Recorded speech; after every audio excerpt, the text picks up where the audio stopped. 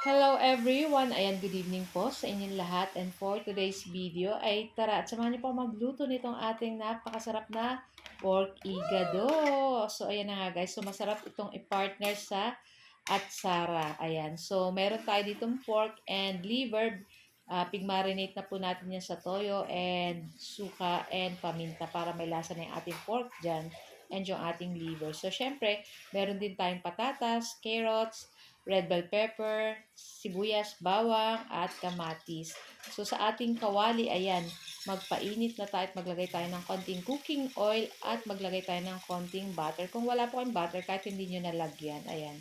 Tapos, syempre, mag-start na tayo mag-gisa nitong ating bawang and itong ating sibuyas. At pag nangamoy na yung ating bawang at sibuyas, pwede na nating isunod yung ating kamatis. So, gumamit lang akong isang malaking kamatis.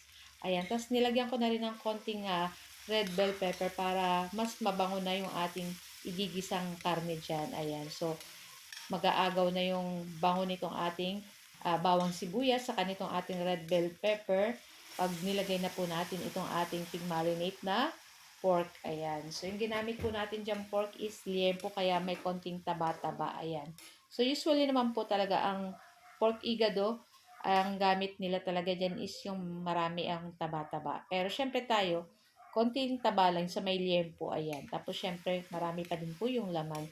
So, nagdagdag lang ako guys ng paminta para masarap po pag maraming paminta. So, tinakpan ko lang guys at niluto ko ng ilang minuto kasi magtutubig pa po itong ating pork. So, ayan na nga at sangkapan na po natin yan ng 1 pork cube and konting sugar. Tapos, maglagay na tayo ng liver spread. Ayan. Tapos, syempre, halu-haluin po natin iyan. Naku, napakabango nito guys. Saktong-sakto. Meron kaming atsara. Ayan. Kaya, masarap po itong i-partner pampawala ng umay yung ating atsara.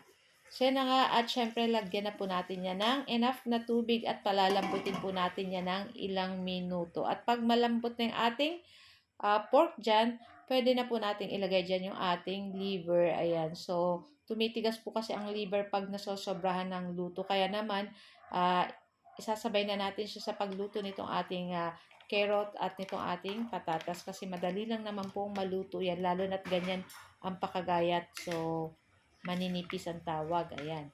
So, minsan po ang gamit namin sa pork igado is